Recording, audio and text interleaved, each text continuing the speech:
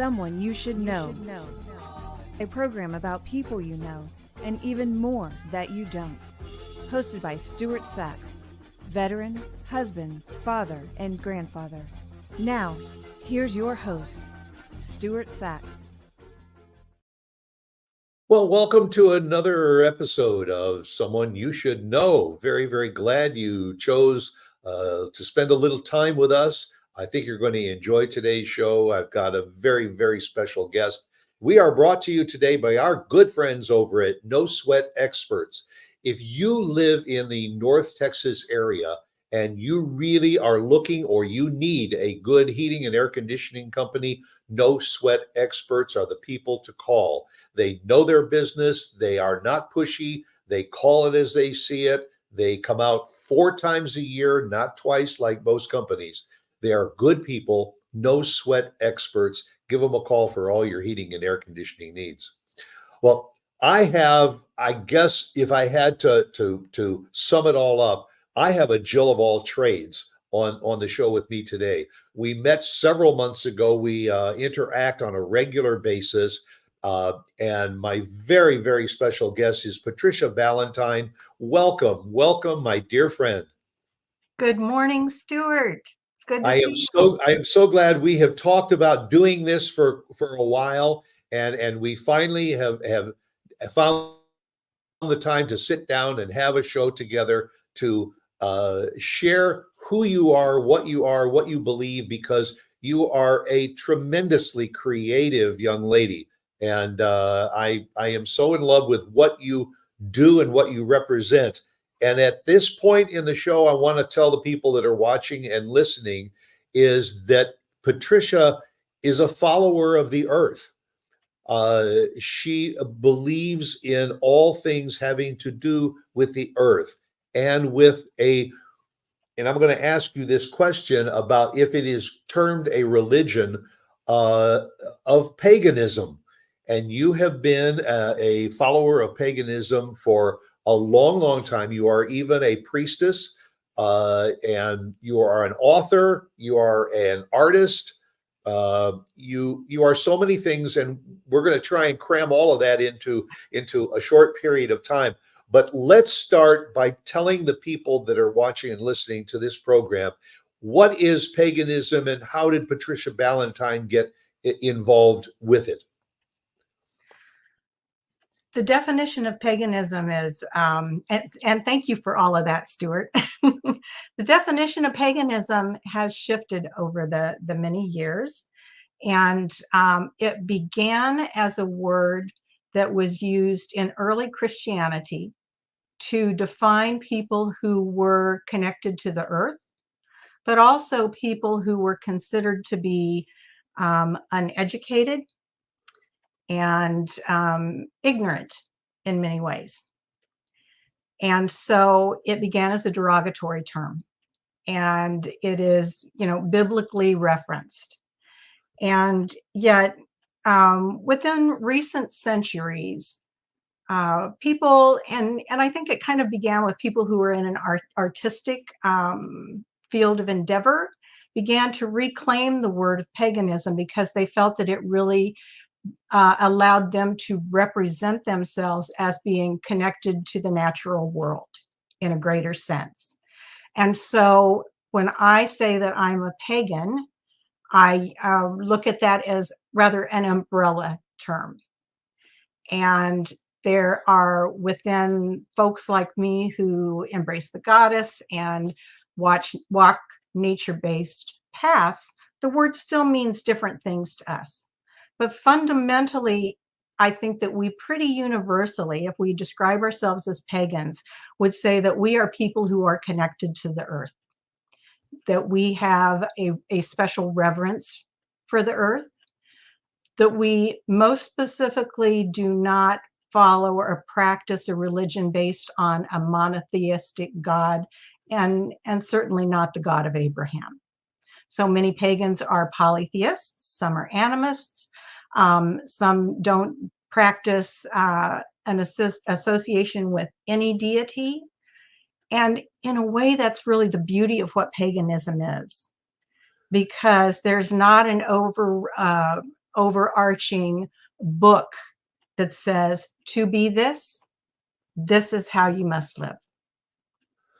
So in essence, it's a little bit more all-encompassing rather than just focusing in a singular direction. Yes, very much so. And your every religion has its own calendar, based on either the Gregorian calendar or, for instance, in Judaism, the calendar runs from around fall to fall. Yours is dictated by the sun and the moon and the stars, correct? An aspect of it is, and the earth. So for my particular practice, I recognize and celebrate 8 times a year. And 4 of those times are the solstices and the equinoxes. And so those tie to the heavens. And then the other 4 times of the year follow exactly halfway between the solstice and the equinox. And those are called cross quarters. And actually, they're believed to be the older of the 8 holy days. And are those celebrated 8 times a year with gatherings, with festivals, with rituals, like many other holidays in other religions? Yes, and they're also by probably millions celebrated as a solitary thing. So we may practice within a community. We may just be a solitary person who practices our path independently. We may be part of a community that is open to pagans of all different orientations. Or, for example, there may be gatherings that are a specific type of paganism, like Wicca. Were you born into paganism?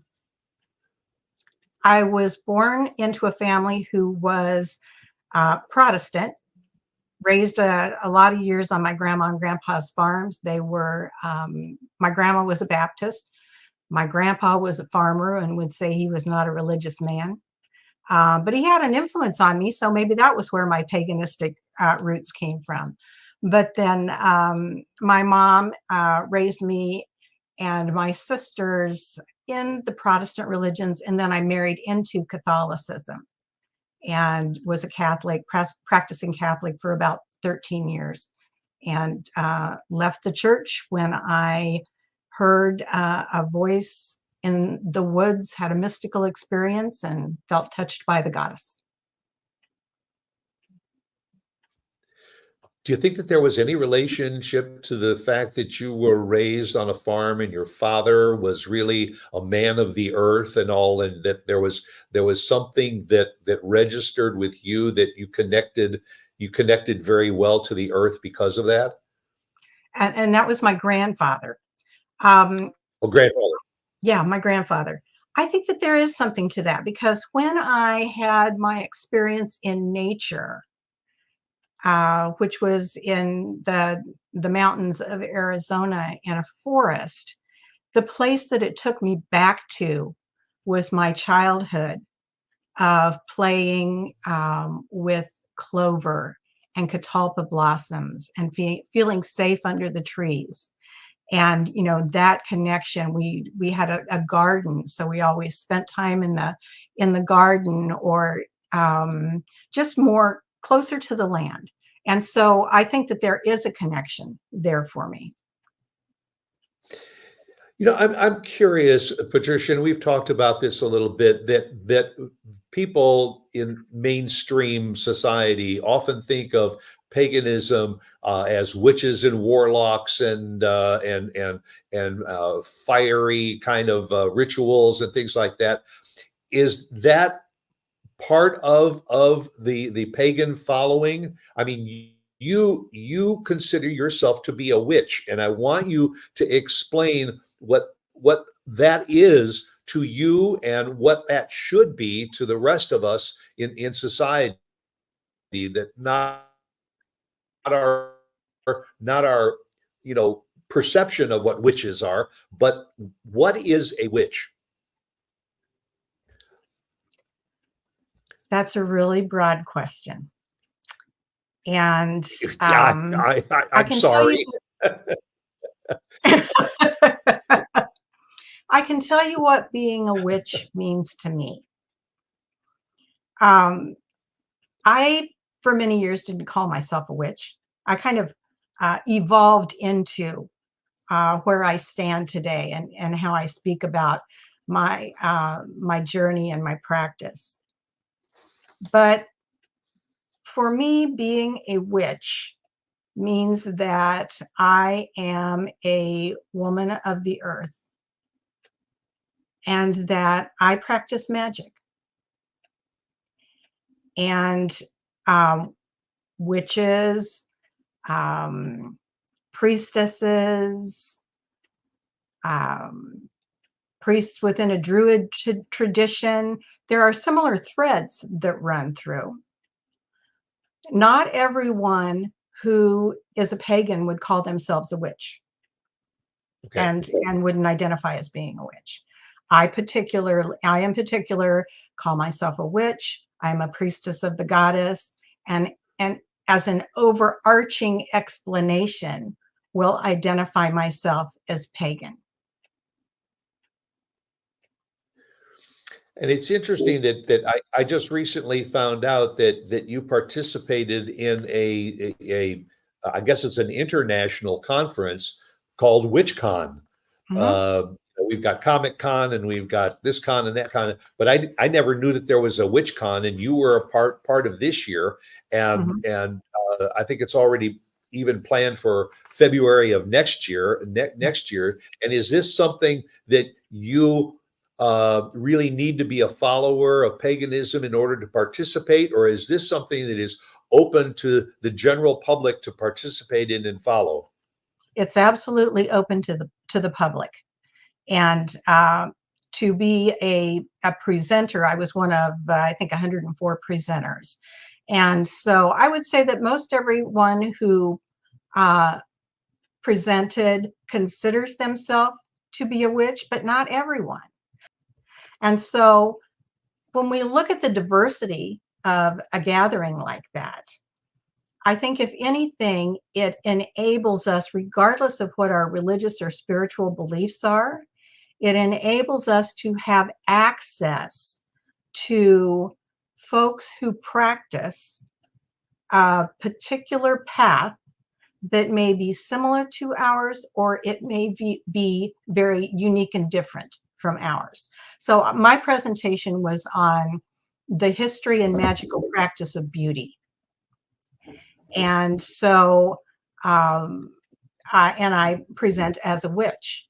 But there were witches there who gave presentations on different types of magic. There were people who gave presentations on particular type of spells, on astrology, and on creating prayer beads. So all of these different things can tie into what is part of a pagan practice. But the presentations, even though it was a 3-day conference, with registration, those presentations are available forever, really. So if someone was curious, they could go back in now and they could pay a fee, and they could have access to 104 different voices to help them understand what religions and spiritual practices like ours are like. And you are a priestess. You are an ordained minister. Mhm. You have a congregation, which you're incredible because you live here in North Texas, but your congregation is in Arizona, Mhm. and you go back and forth to your congregation, and what is that like? Kind of to be separated from the congregation, by so many miles and going back and forth. I know you stay in touch. You have a partner in the congregation that's in Arizona. Uh, Mhm.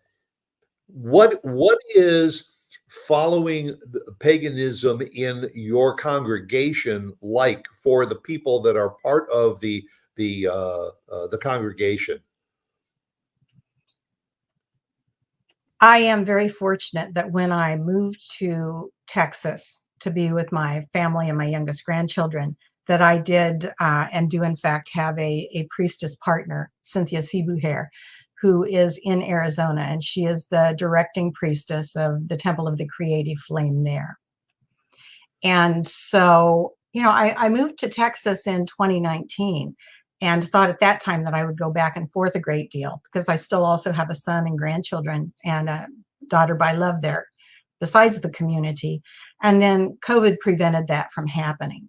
And so we, like everyone, had to learn new ways to stay in touch with each other. And so it wasn't until last year that I made the effort, set the intention to go back for as many of the Sabbaths as I could possibly go back for. I did miss one, but through technology, we're able to stay connected, and we have a private Facebook community that we are really in daily communication with. But I think that the thing that makes this all work is that in my particular practice and within our community, we are a temple of the goddess. We are open to anyone who comes with an open mind and an open heart. But we are also a community of thinkers. And so a major portion of our practice and what I teach is about how we can improve our perception and our thoughts, our imaginations, our creativity. And so these are all tools that help us to, in many ways, feel closer to each other, even when we're not physically next to each other. And it's not a community where we have Sunday church services every week. But because we know when the Sabbaths are, we have time to plan and create opportunities for people to come together. And our community is really an interactive community. And so it stays in a very organically connected, it has an organically connected presence that doesn't really require me to be there to make that happen.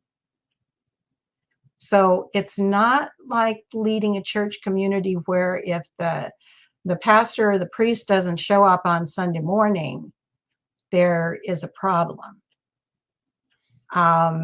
Even in many, I'll say, Christian church traditions, there are co-celebrants, and there are other clergy and lay people who are able to, for the most part, to keep things flowing when folks gather.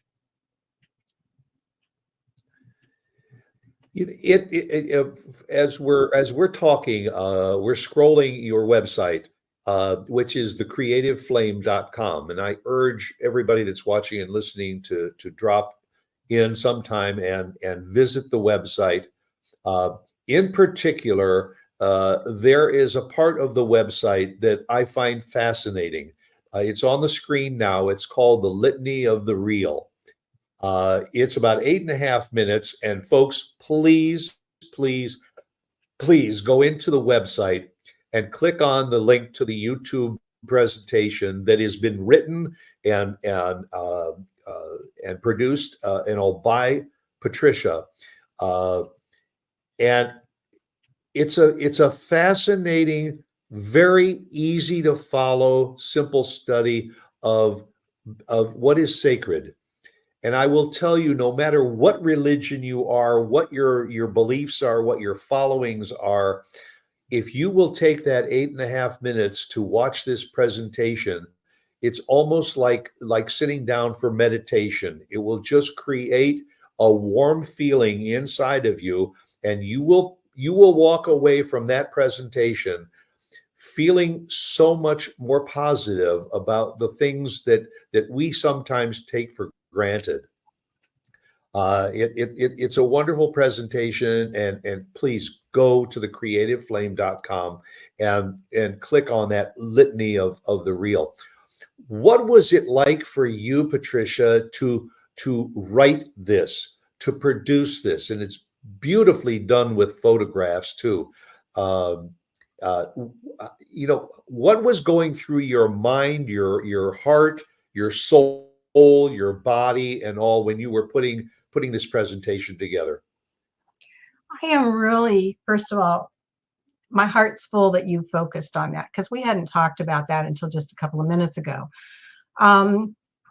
It is really significant for me because when I say that our community is a community of thinkers, that's really significant to me. I have an engineering background. I worked in engineering for 50 years.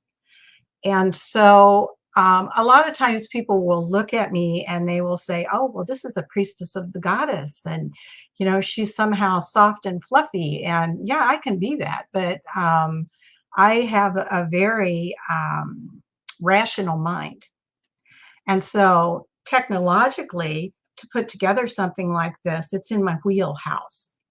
But what was going on for me at a deeper level, and also from a place of being aware of the impact that technology plays in our lives, I am aware that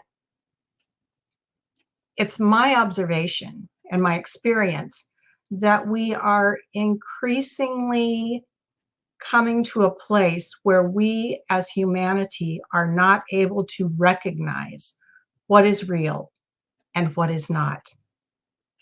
And what concerns me more is that not only are we unable to recognize it, people are losing a caring about whether or not we can recognize it. And so they can they appreciate the technology, they appreciate art, they appreciate poetry, but we are losing interest in being able to appreciate the creator of these amazing things to be experienced. So when I created this, I had kind of come through a meditative place and contemplated what it would be like for me.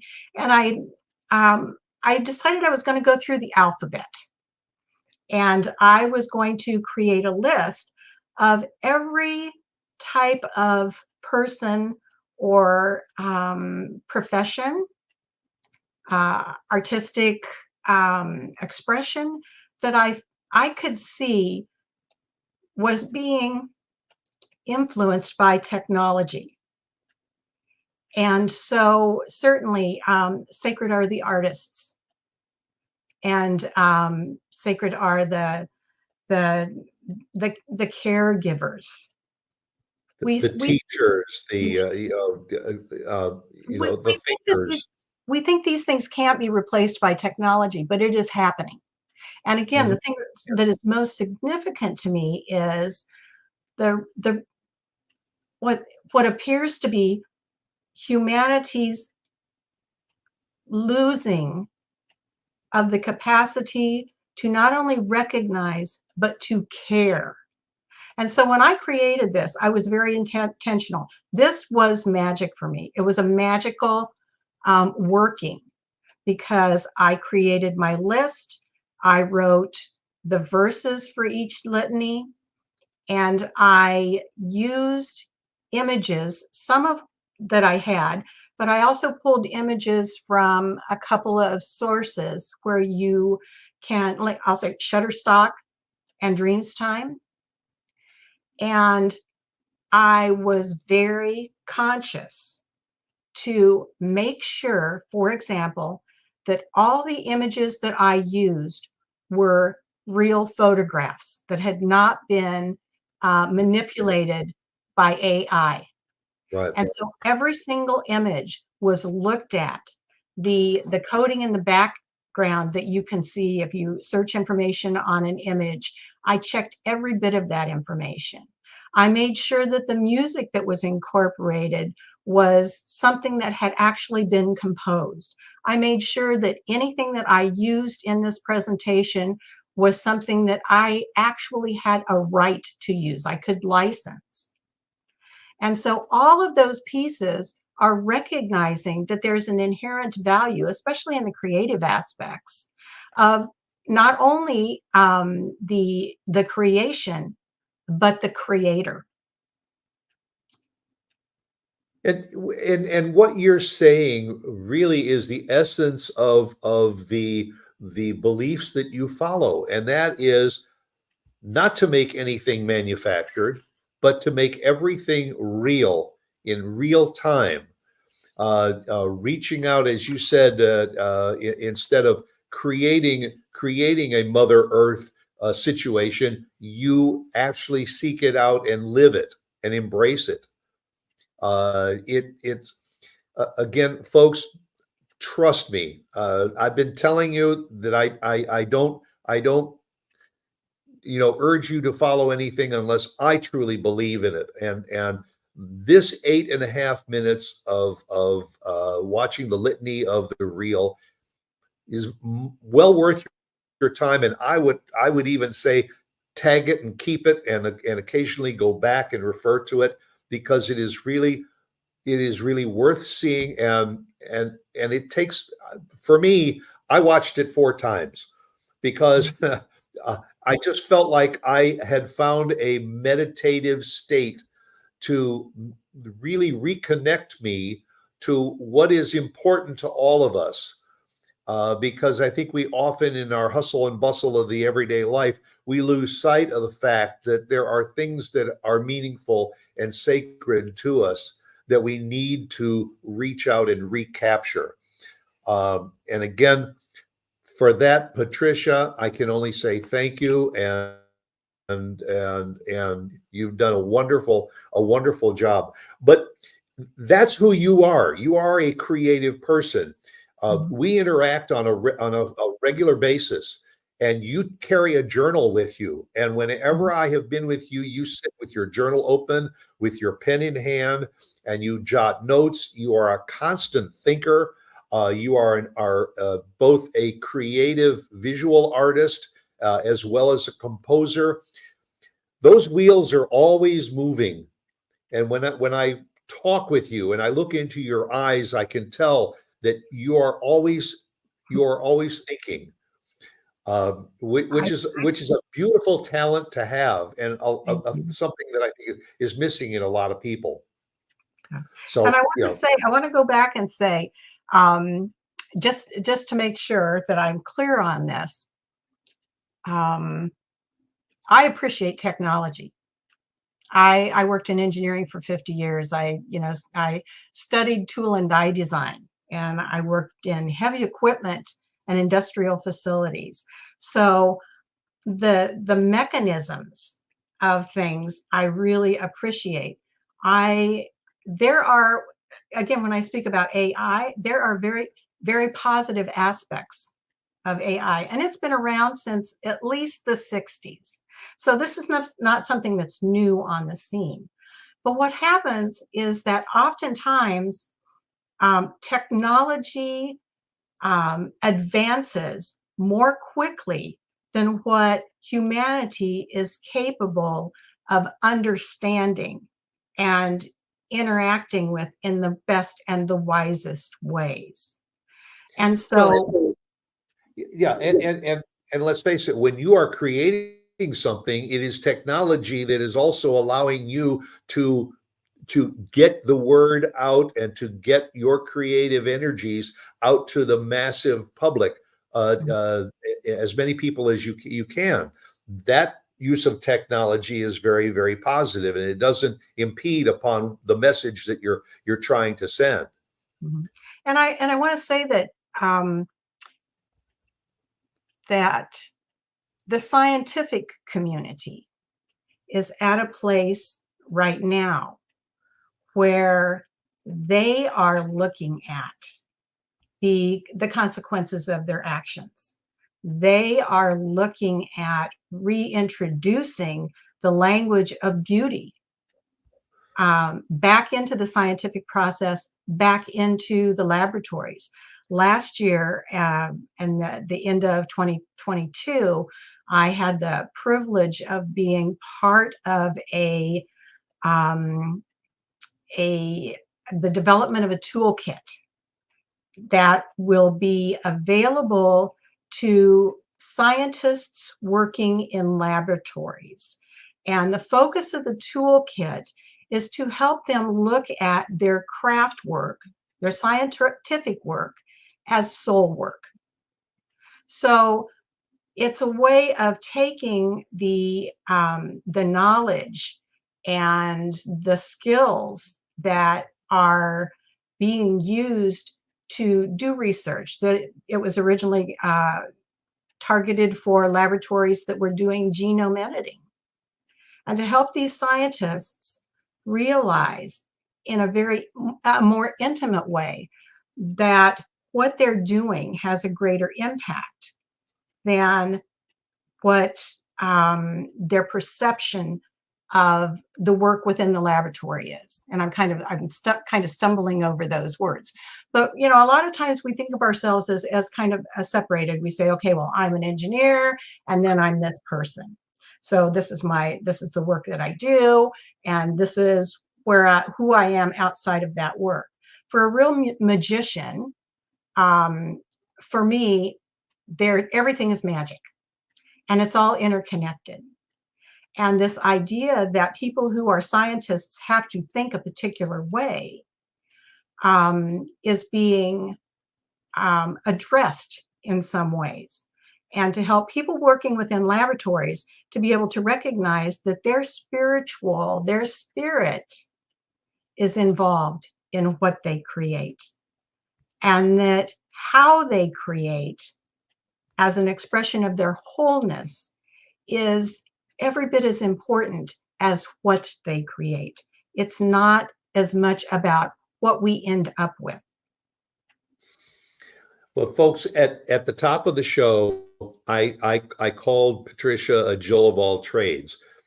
And I mentioned the fact that she is a minister and a priestess. She is an author. She is an artist. She is a public speaker.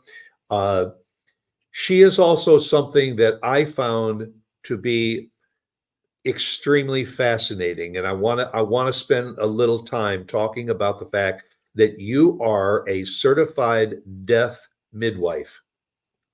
Yes. And this is something that when I first heard you mention it, I thought, gee, that's kind of strange. What is that? Well, now you've got the platform, and I want you to tell the people that are watching and listening, what is a death midwife? It is something similar to a hospice, but yet on a different level. So please explain how you became a death midwife, what it is, and how important it is at that end of life point in someone's existence. I think that I became a death midwife before I knew what it was. And so as a daughter who attended at the bedside the death of my stepdad, my daddy who raised me, and then also at my mother's death, and then different people along the line, I knew that I had a comfort with that threshold space that happens right before and at the last exhale. And so as I was caring in the last years I was in Arizona for my birth dad in my home, I knew that, and he knew as well, that he was facing the end of his life. He had a number of life-limiting illnesses. And I was looking for something that would helped me be more grounded in my experience. And so I found a resource to receive some training as a death midwife. But basically, a death midwife or a death doula, as that term is used as well, although I don't call myself a doula for a number of reasons. But a death midwife is someone who is reintroducing into humanity today the traditions that we have lost regarding how we take care of our beloveds at the end of their lives. So really, it is about reintroducing the folk ways. So it wasn't that long ago that folks died at home, that the bodies were not embalmed, and that someone died at home, they laid in rest at home, and then they were naturally entered into the earth in the surrounded by and cared for by their loved ones. And so as a death midwife, there are three things that I focus on. Number one is again, it's that rational piece. I help people understand how important it is to have all of their medical directives, to have end of life documents, to have body disposition documents, to make sure that they have someone who is going to be with them at the end of their life that absolutely knows what their wishes were, so that those can be honored. So that's one piece of it. So there are people who are death midwives who really just focus on that. There are those of us who spend time with a family and someone who is at the end of their life, again, trying to navigate difficult conversations to make sure that the person who is dying has expressed their desires, and then that the people who are there are going to be able to hear that and be able to support a death that is in alignment as closely as possible with what someone would want for themselves. And then there's what happens when we're at that last vigil times and Last breath. waiting for that last exhale. And so what I do is somewhat unique for me because I am that artist person. And so one of the things that I will often do is I will make a burial shroud, and I will make sure that the family that's gathered is held in a sacred way, regardless of what their religious or spiritual beliefs are, regardless of where their emotions are at that moment, that they're held and respected in a spiritual way. And if there's anything that I can offer for them to be able to have a better experience of closure with that person, that's what I'm there to facilitate and orchestrate. And so as I say, I make a burial shroud if it's applicable, and if the family is aware and comfortable with that. And so it may be that I help the family do closure with this person by supporting them in washing the body, making sure that there's time for those who weren't present at the moment of death to get there if it's possible. And so I may slow down the process of having someone like the hospice worker come in and pronounce death and then having the body removed. So, and to go back to say that the difference between a death midwife and someone who's associated as even a volunteer with hospice or a medical provider is that we're not medical providers. We are non-medical people who are there to support the dying and their families in those threshold times. And so we help through that front end piece of, helping with paperwork and that sort of thing. We help to navigate those waters between the family, the medical profession, and the funeral industry. Well, it seems to me that what you are doing is something that is a age-old tradition that is time honored, but not practiced as much today. So, do you see that there is a greater interest and a resurgence of a need and desire for families to consider a death midwife? I think that there is a resurgence of it. And I think part of it is in some ways it's driven by the environment. We know that the funeral industry is in its way contributing to many detrimental aspects of the environment. And so increasingly people are looking at alternative methods of body disposition that are more green, that allow us to return to the earth mother, or just to return to the earth if the mother is not our language, in a way that is natural and does not have negative consequences on our environment and our planet. So part of it's driven from that standpoint. But I think part of it also is really coming back to that place that we're recognizing that the decisions have been taken out of the hands of the family and the beloved in end of life situations. And we really want to empower people to have the opportunities to reclaim that. And the midwives are increasingly being called to support in that sort of work. Well, it just seems like a very peaceful way for someone to leave this life, is to be able to have a knowledgeable midwife like yourself to take care of these aspects, so that the grieving family can take the time to grieve and to be within themselves and everything, because there is someone who cares about helping this become a beautiful life cycle event, rather than something that is more tragic or hard to handle. But Patricia, I can't thank you enough. You are such a beautiful person. I even said to you the other day, I said, do you kind of consider yourself to be a little bit of a hippie? And you said, yes, thank you very, very much. Because I think Stuart.